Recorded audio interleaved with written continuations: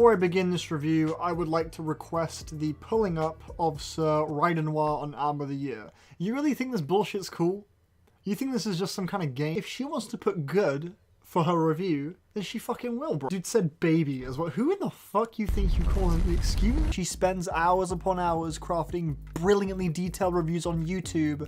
Okay, sorry she doesn't go into fucking absurd depth on Album of the Year, bro. It's albumoftheyear.org. Who the fuck takes it seriously, bro? Like, you're the one guy with class amongst this field of fucking, like, bro, who gives a shit? Who gives a shit? No one why the fuck are you trying to— well, I really think some users would benefit from this, so pay attention. Like, fucking— oh, you want me to write your reviews for you? You're barely scraping one— she gets pretty good fucking views. Like more so than most channels with 2,000 subscribers. But yeah, conclusion, I don't like the way this guy's talking to Amy. Everyone watching this with an Album of the Year account, if we can just get everyone to type good in his shout box, just relentlessly spam it, that would be lovely. Anyway, let's talk about Tim fucking Hecker. A brand new album by Tim Hecker has been released. It's titled Anoyo, and it's following up 2018's Konoyo. It's sort of acting as a companion piece to that record. They sort of just kind of go hand in hand. And let me tell you something about fucking Timothy Hecker, bro.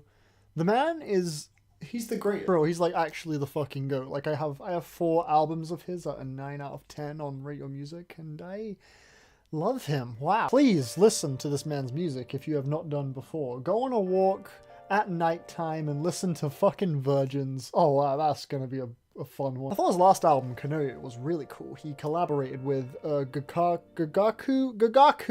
Ensemble, hell yeah. Toying around with various Japanese string instruments like a shamisen, I think is one of them. I'll put them on the foot. I can't remember. I'm whack. Whilst I do think Konoyo is really good and definitely worth a listen, I do remember one of my complaints with that project being the fact that the instruments that the Gagaku Ensemble brought to the table didn't really contribute anything to the album that I didn't feel like Tim Hecker could not pull off himself. I don't really think there was that much harmony between the two worlds, and I'm happy to report that I think Anoyo blends them way better. I actually think there's plenty of interplay between these live instruments and the very daunting and terrifying soundscapes built by Tim Hecker's incredible production skill. There are definitely things that I think Konoyo excels at much better than Anoyo does, and vice versa. I think both albums offer something that the other does not. And Konoyo is definitely one of the most hopeless sounding albums he has, and it's quite chaotic. It kind of sounds like a bunch of very fiery blasts of chaos just sort of slowly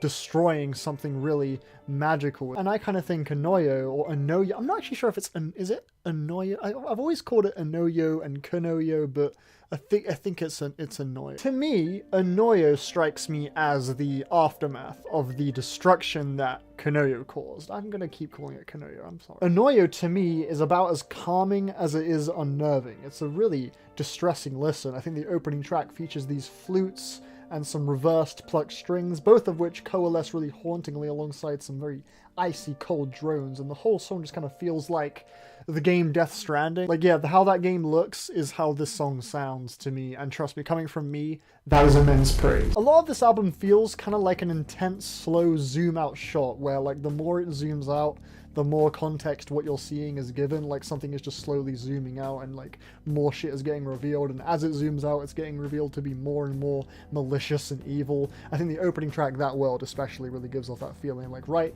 when I feel like I'm being relaxed by this song, something about the tone will like swiftly change and it will just kind of just get really subtly haunting. It's just eerie. This track is pretty abruptly attacked right when it ends and leads into the next track, Is But a Stimulated Blur, which really harshly introduces this fucking scary, pummeling drum that just hammers down really ominously, and the juxtaposition of this drum alongside those kind of really bright chords just makes the song feel really claustrophobic in a way. But in my opinion, not nearly as much as the song Not Alone does. This track actually features the exact same drum pattern that is used on the song Is But a Stimulated Blur. Like, it's the same drum, and every time Not Alone kicks on, man, it feels like I just finally escaped some lurking danger, and now it's like come back and found me again. Like, that's what the drum is. Like I kind of compare the drum to like some kind of man-eating beast that's been following me for like 9 years. And then a few tracks play and it sort of feels like I've finally escaped that danger, but then Not Alone comes on, and it's just so frightening when that drum just strikes back in. And it's backed up with this like devilish pulsating bass too. It just comes back with more presence than ever, but then it kind of really